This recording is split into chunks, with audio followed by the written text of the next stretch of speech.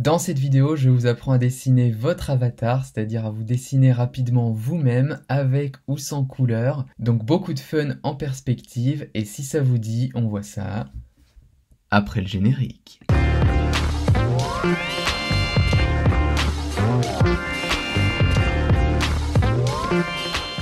Bonjour à toutes et à tous et bienvenue sur cette chaîne YouTube, c'est Laurent des Joyeux Gribouilleurs, le blog qui vous aidera à mettre vos idées en valeur. Alors si vous êtes nouveau sur cette chaîne, eh bien sachez que je publie au moins une vidéo par semaine pour vous aider à représenter vos idées avec du visuel pour les rendre plus claires et plus impactantes. Donc si c'est un sujet qui vous intéresse, je vous propose de vous abonner à la chaîne pour ne louper aucune des prochaines vidéos. C'est parti! Alors, comment représenter simplement et rapidement votre avatar? On va le voir en 5 étapes, et pour vous présenter ces 5 étapes, je me suis inspiré du livre Visual Thinking de William Ian Brand. Donc n'hésitez pas à aller l'acheter ou à le lire si vous en avez la possibilité, c'est vraiment un livre qui est super, je vous le recommande chaudement. En tout cas, on va voir donc quelles sont ces 5 étapes pour représenter votre avatar. Donc vous allez tout simplement commencer par représenter votre corps, donc un petit peu comme d'habitude, hein.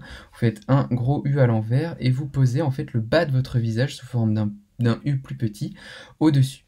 Ensuite, vous allez représenter votre coiffure. Alors, comment on va faire pour représenter la coiffure?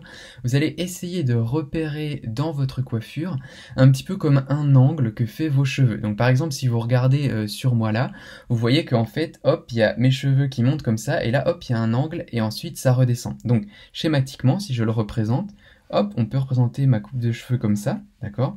Tac tac, vous avez des cheveux ici, et ensuite, hop, il y a mon oreille, et ensuite, vous voyez donc cette espèce de petit U qui est là. Donc, vous faites pareil en fait sur vous pour votre coupe de cheveux, vous allez essayer de repérer, eh bien, où est-ce que vous avez comme ça un angle qui intervient dans votre coiffure. Donc par exemple, si vous êtes une femme, ça peut être comme ça peut être de la même manière que moi, comme ça, mais avec du coup derrière peut-être des cheveux ici. Voilà. Vous pouvez aussi, si vous êtes un homme, hein, peut-être avoir, hop, une forme de cheveux comme ça. Bref, vous essayez comme ça, de trouver la forme qu'a vos cheveux, en essayant en priorité de repérer cette espèce d'angle que vous avez sur votre coiffure et qui va vous aider ensuite à la représenter de façon plus simple. Donc pour moi, en fait, on l'a vu, hein, il se passe quelque chose un petit peu comme ça. Hop, tac, hop. Donc ensuite, vous faites une oreille et vous allez derrière représenter les yeux, le nez et la bouche. Alors, sachant que pour le nez, vous pouvez avoir différentes formes de nez, d'accord? Donc vous pouvez avoir des nez plutôt pointus, vous pouvez avoir des nez plutôt arrondis, des nez très arrondis, etc., etc. Donc là, c'est un peu pareil, vous allez essayer de voir quelle forme de nez correspond à votre visage. Donc vous faites ça, vous faites vos yeux, votre nez, votre bouche. Si jamais vous avez des doutes, de toute façon, vous essayez de trouver la forme de nez qui correspond le mieux, vous essayez de trouver la coiffure qui correspond le mieux, etc. Donc comme d'hab, hein, l'important c'est pas d'être parfait, c'est juste de trouver à peu près qu'est-ce qui schématiquement va vous représenter au mieux. Ensuite, si vous avez des accessoires, vous allez pouvoir les mettre. Donc par exemple, vous pourriez représenter comme des lunettes, d'accord? Vous pouvez aussi, peut-être que vous avez l'habitude de mettre des chapeaux, et que donc le chapeau, ça va être un accessoire qui vous représente. Peut-être aussi que vous avez une barbe, donc en fait, là, tac, peut-être que vous aurez envie, autour de votre sourire, de dessiner une barbe si vous êtes un homme, etc., etc. Et peut-être que vous avez aussi d'autres signes distinctifs sur votre visage, par exemple, un grain de beauté. Hop, d'accord? Donc voilà, en tout cas, du coup, vous représentez donc votre corps, le bas de votre visage, vous choisissez en fait une coiffure en essayant de repérer l'angle dans vos cheveux qui va vous aider à simplifier votre coiffure. Vous représentez ensuite les accessoires et les signes caractéristiques éventuellement. Et enfin, du coup, la dernière étape, ça va être de représenter des habits que vous avez l'habitude de mettre. Donc par exemple, admettons que moi, hop, j'ai l'habitude de mettre des chemises. Hop, hop, et ben voilà, je vais faire hop ici une petite poche, les boutons de la chemise, hop, et ici du coup j'aurai mes bras.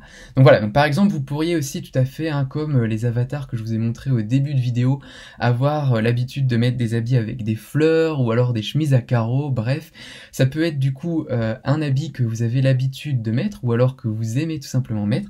En tout cas, vous allez, c'est la dernière étape, représenter tout simplement cet habit sur vous et éventuellement, donc ça peut être aussi la dernière étape, si vous avez envie, et bien tout simplement le colorier, donc mettre des couleurs sur vos habits et éventuellement sur votre peau aussi.